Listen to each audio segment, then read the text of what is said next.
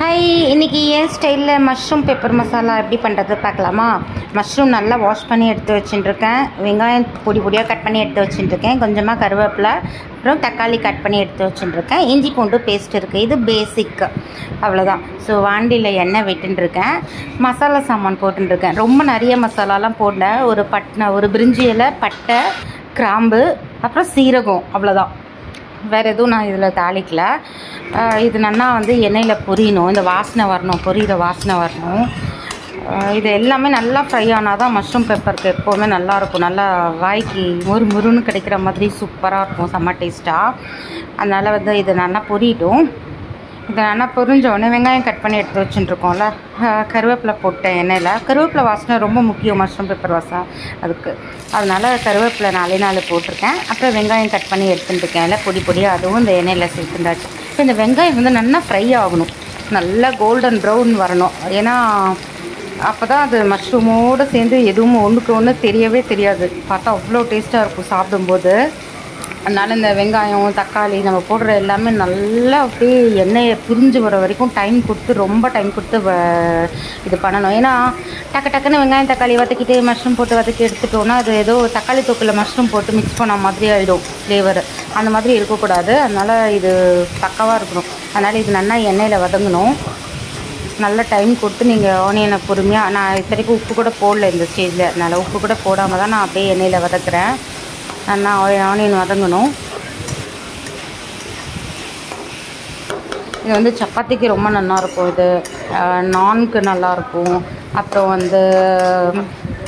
ரைஸ்க்கெலாம் நல்லாயிருக்கும். ஃப்ரைட் ரைஸ்க்கு நல்லாயிருக்கும், புலாவுக்கு நல்லாயிருக்கும். இது எல்லாத்துக்குமே சூப்பராக இருக்கும் மஷ்ரூம் பெப்பர் மசாலா. ஏன்னா இது நான் இப்போ ட்ரையாக தான் பண்ணுறேன். நான் கிரேவியாக பண்ணலை. இப்போ இஞ்சி பூண்டு பேஸ்ட் ஆட் பண்ணிட்டு இருக்கேன். வெங்காயம் ஓரளவுக்கு வதங்கிட்டதுனால இஞ்சி பூண்டு பேஸ்ட் ஆட் பண்ணுறேன். நான் கொஞ்சம் ட்ரையாக தான் பண்ணுறேன். நீங்கள் கிரேவியாக வேணும்னா கிரேவியாக பண்ணிக்கலாம். கொஞ்சமாக தண்ணி விட்டு வெங்காயம் தக்காளி வதக்கும் போது நல்லா கொஞ்சம் தண்ணி விட்டு கொஞ்சம் கிரேவியாக பண்ணிக்கலாம். நான் எனக்கு ட்ரையாக தான் பிடிக்கும் மஷ்ரூம் பெப்பர் மசாலா. அதனால் நான் ட்ரையாக பண்ணுறேன். ஸோ இது நல்லா இஞ்சி பூண்டு பேஸ்ட்டும் போட்டாச்சு. இது நல்லா வதங்கட்டும். இஞ்சி பூண்டு ஒரு வாசனை போகட்டும். நல்லா வதங்கணும் எண்ணெயிலேயே. சப்பாத்தியில் உள்ளே வச்சு ரோல் பண்ணி சாப்பிட்டா கூட அவ்வளோ டேஸ்ட்டாக இருக்கும் தெரியுமா. அப்புறம் மஞ்சப்பொடி போட்டுட்டேன்.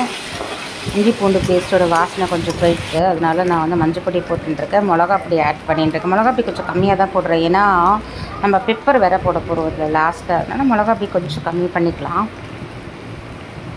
அப்புறம் தனியா பொடி. நீங்கள் கரம் மசாலா வேணும்னா கரம் மசாலாவும் ஆட் பண்ணிக்கலாம். எனக்கு ரொம்ப இந்த மசாலா ஃப்ளேவர் ரொம்ப எப்போவுமே I am not a fan. அதனால் நான் பெருசாக இந்த கரம் மசாலா ரொம்ப போட மாட்டேன்.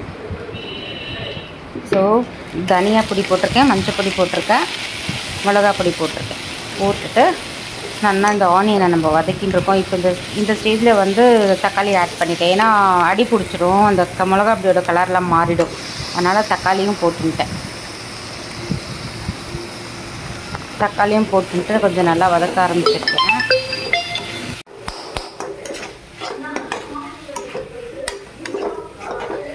தக்காளி நல்லா வதங்கிட்டே இருக்குது. இந்த ஸ்டேஜில் கொஞ்சமாக நம்ம தண்ணி ஆட் பண்ணிட்டோம் அப்படின்னா அந்த மிளகா அப்படி கலர்லாம் மாறாமல் கலர் நமக்கு அப்படியே இருக்கும்.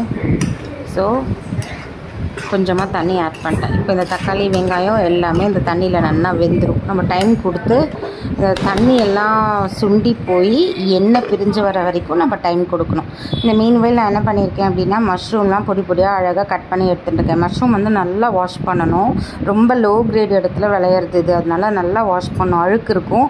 உங்கள்கிட்ட துணி இருந்ததுன்னா ஒரு மஷ்ரூமே அழகாக துணியில் துடைச்சிட்டு கூட ரன்னிங் வாட்டரில் வாஷ் பண்ணிங்கன்னா க்ளீனாக வாஷ் பண்ணிடலாம். ஏன்னா மேலே ஃபுல்லாக அழுக்கு இருக்கும். மஷ்ரூம்க்கு பார்க்க வெள்ளையாக இருக்கும், நான் அழுக்காக இருக்கும். இப்போ பார்த்திங்கன்னா ஓரளவு எண்ணெய் பிரிஞ்சு வந்துருக்கு. ஆனால் நம்ம கொட்டின தண்ணி இருக்குது. ஸோ இது நல்லா இன்னும் கொஞ்சம் நல்லாவே குழைய மசியணும். இந்த தக்காளி வெங்காயம்லாம் இன்னும் கொஞ்சம் மூடி போட்டு தான் நம்ம எடுக்கணும். ஏன்னா இந்த தண்ணி சுத்தமாக சுண்டி நம்ம எண்ணெய் பிரிஞ்சு வர வரைக்கும் நம்ம இதுக்கு டைம் கொடுக்கணும். ஸோ இன்னொரு வாட்டி கூட மூடி போட்டு நம்ம குக் பண்ணலாம். இப்போ ஓரளவு பார்த்திங்களா, ஓரளவு எண்ணெய்லாம் பிரிஞ்சு வந்துட்டுருக்கு. நம்ம கொட்டின தண்ணியெல்லாம் இப்போ நல்லா இதுவாகிடுது. தண்ணியே இல்லை. இந்த வெங்காயம் தக்காளி மட்டும்தான் இருக்குது. வெங்காயம் தக்காளியும் நல்லா வெந்துடுது குழைவா. ஸோ இந்த ஸ்டேஜ் கரெக்டான ஸ்டேஜ் போகிறோம். இதுக்கு மேலே கூட குக் பண்ண வேண்டாம். நல்லா எண்ணெய்லாம் பிரிஞ்சு வந்ததுனால இந்த ஸ்டேஜில் நம்ம மஷ்ரூம் கூட ஆட் பண்ணிடலாம். ஏன்னா அது தக்காளி தொக்கு டேஸ்ட் வந்துடக்கூடாதுங்கிறதுக்காக தான் ஒரு வாட்டியும் நல்லா நம்ம இதை குக் பண்ணுறோம். ஆனால் தக்காளி தொக்கில் மஷ்ரூம் போட்டு கலந்த மாதிரி ஆகிடும். இப்போ பாருங்களேன், நல்லா எண்ணெய் வந்துட்டே இருக்குது வெளியில். சூப்பராக வந்துடுது பாருங்கள் எண்ணெய். இப்போது நம்ம ஃபஸ்ட்டு கொட்டின எண்ணெய் அப்படியே சூப்பராக வெளியில் வந்துடுது.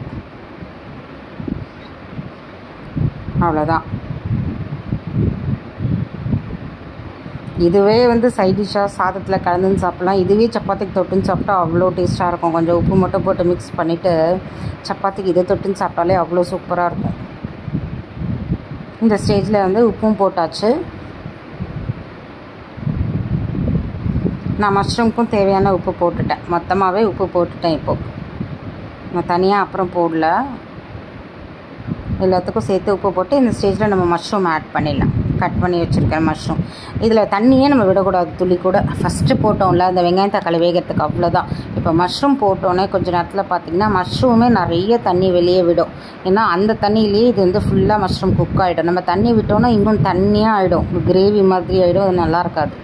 அதனால் தண்ணியே விடக்கூடாது இந்த ஸ்டேஜில். மஷ்ரூம் அவ்வளோ தண்ணியை ரிலீஸ் பண்ணும். அது ஹீட் பட ஆரம்பித்த உடனேவே. இப்போ பார்த்திங்கன்னா நம்ம போட்ட மசாலாவை நல்லா இதில் மிக்ஸ் பண்ணிடுறோம். நம்ம மஷ்ரூமோடு சேர்த்து நல்லா மிக்ஸ் பண்ணிட்டாச்சு. இது நல்லா மூடி போட்டு திருப்பி குக் பண்ணணும். இந்த ஃபுல்லாக இந்த மஷ்ரூம் உருவே தெரியாமல் சின்னதாக ஆகிடும். வெங்காயம் தக்காளியோடு சேர்ந்து மிக்ஸ் ஆகிட்டு ஒரு அப்படியே நல்லா ஃப்ரை ஆன கன்சிஸ்டன்சிக்கு வர வரைக்கும் நம்ம இதை மூடி போட்டு குக் பண்ணணும். அவ்வளோதான். நம்ம மசாலாவோட ஃபுல்லாக மிக்ஸ் பண்ணிட்டு ஒரு மூடி எடுத்து வச்சிடலாம். இது நல்லா ஒரு 5-10 மினிட்ஸ். இப்போ பார்த்திங்கன்னா எவ்வளோ தண்ணி ரிலீஸ், நம்ம தண்ணியே கொட்டல, எவ்வளோ தண்ணி ரிலீஸ் பண்ணியிருக்கு பாருங்கள் மஷ்ரூம். இப்போ பெருசாக இருந்தது, இப்போ பார்த்தா இவ்வளோ குட்டியாக எடுத்து பார்த்திங்களா, நல்லா வெந்துருது. ஆனால் தண்ணி இருக்குது. இதெல்லாம் போகணும். எப்படியெல்லாம் சாப்பிட்டா நல்லா இருக்காது. அதனால் இந்த தண்ணியெல்லாம் நல்லா சுண்டுற அளவுக்கு டைம் கொடுத்து நம்ம திருப்பியும் மூடி போட்டு குக் பண்ணணும். அந்த தண்ணியெல்லாம் ஃபுல்லாக குறையணும். நம்ம போட்டோம்ல எண்ணெய், அது திருப்பியும் பிரிஞ்சு மேலே வரணும். அது வரைக்கும் நம்ம டைம் கொடுக்கணும். இப்போ பார்த்திங்கன்னா தண்ணியெல்லாம் ஓரளவு சுண்டிட்டு எண்ணெய் பிரிய ஆரம்பிச்சிருக்கு. திருப்பியும் இதை இன்னும் நல்லா மிக்ஸ் பண்ணிவிட்டு இன்னொரு 2-3 வாட்டி நான் மூடி போட்டு குக் தான் பண்ண போகிறேன். இந்த மீன்வேல் நான் என்ன பண்ணியிருக்கேன் அப்படின்னா, பெப்பர், கொஞ்சமாக சோம்பு போட்டு மிக்சியில் அரைச்சி வச்சுட்டுருக்கேன்.